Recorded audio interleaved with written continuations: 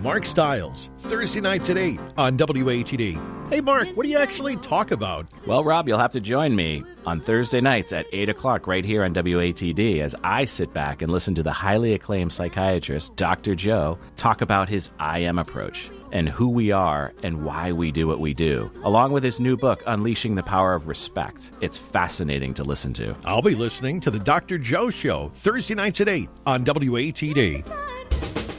The South Shore's Morning News continues. It's a Thursday. I'm Rob Hackalo with the morning team, and time now to check in with Dr. John Hayes. He's with us every week at this time. For a better experience at the doctor's office, try Dr. John Hayes' new highly personalized and affordable direct primary care practice. Find out more at drjohnhayesjr.com. Dr. Hayes, good morning. Good morning, Rob.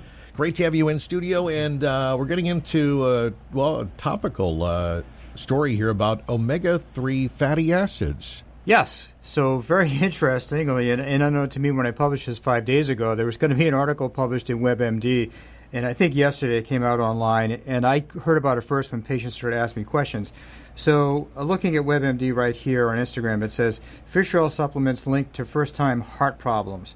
And I actually responded to them this morning and just felt that as a physician, there's just too much clickbait in this title, because when you actually look at the research... Is that a dangerous article? In my opinion, potentially, okay. Yes. As we know, social media is just full of clickbait, and this is just one of them. But the reality is, when you take a look at the details of the study, there's conflicting evidence. So the same study that comes out and says fish oil supplements linked to first-time heart problems shows that people that have heart problems, like AFib in particular, take fish oil may actually have some benefit.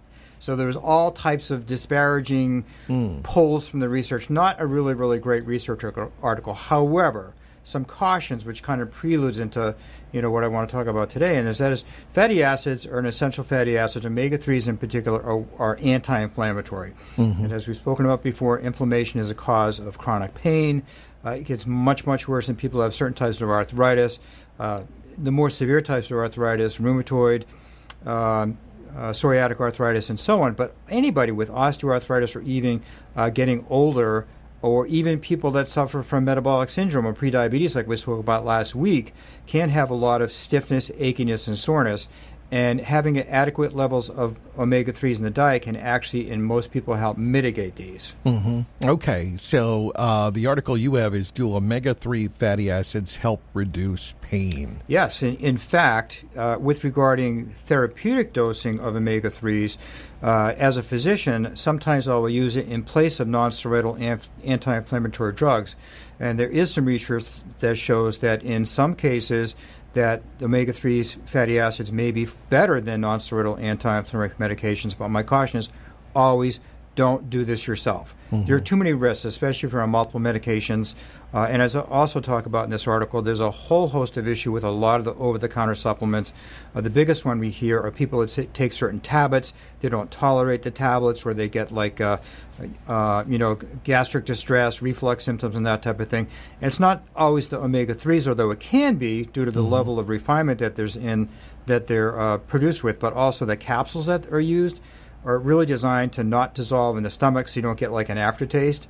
So they can dissolve a little lower beyond the stomach, and this is when people start to have symptoms. So yeah, because fish oil is not known for being yummy. No, it's not. It's not. But in the pharmaceutical grades that we use, oftentimes it can be virtually tasteless. Okay. So now, it was interesting because you mentioned that article, because I thought we've been told specifically about the fish oil and heart was a good connection there, and you're saying it still could be. But the reality is, like so many things, every person's an individual, and you really should be working with a licensed physician regarding dietary supplementation, diet, and so on and so forth. There's just too many places to go off the rails. And like we've spoken about extensively here, especially with regard to social media, the marketing's really good. I mean, if you look at some of the stuff, even the stuff that patients send me, I'm like, oh my God, this is going to cure me of all ailments I've ever had or will have in the future. Because the marketing is that good. So it's just too easy to go down the rabbit hole. Yeah. But there's many, many more complicating factors.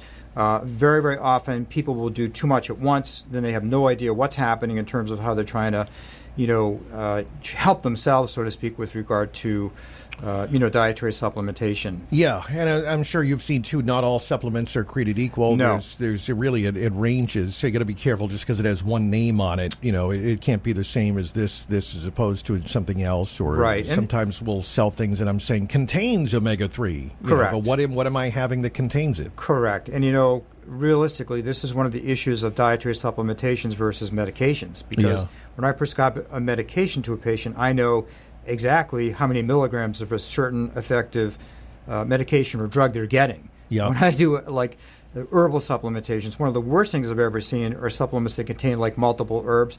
We have no idea how these hundreds of herbs are interacting inside the human body. Yeah. In fact, as a physician, I'm the one that sees the adverse reactions when they happen. Yeah. So, yeah. Well, you have to be very careful, and that's why Dr. John Hayes is here to talk about, again, having a plan and having that conversation and remembering, and you bring up the great point with the medication, and then so many of us, I guess with the supplements, we're all guilty of that. You're just like, well, I read this is good for so-and-so, so...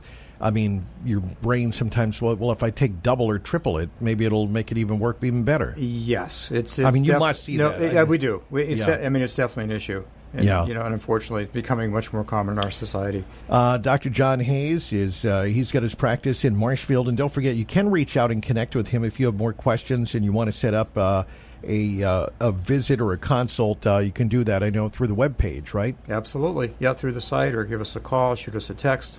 All right, go to, again, the website is drjohnhayesjr.com.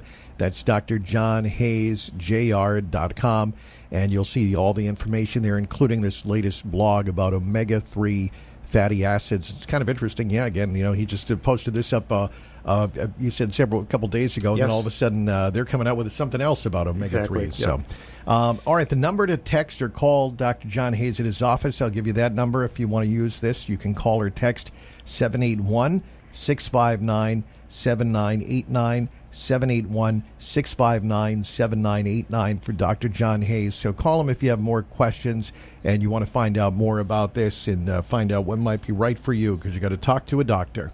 That's right. All right. Well, Dr. John Hayes, thank you for coming in. Of course. Thanks for having me, Rob. All right. Take Dr. care. John Hayes, Jr., you too, is with us every week at this time on WATD.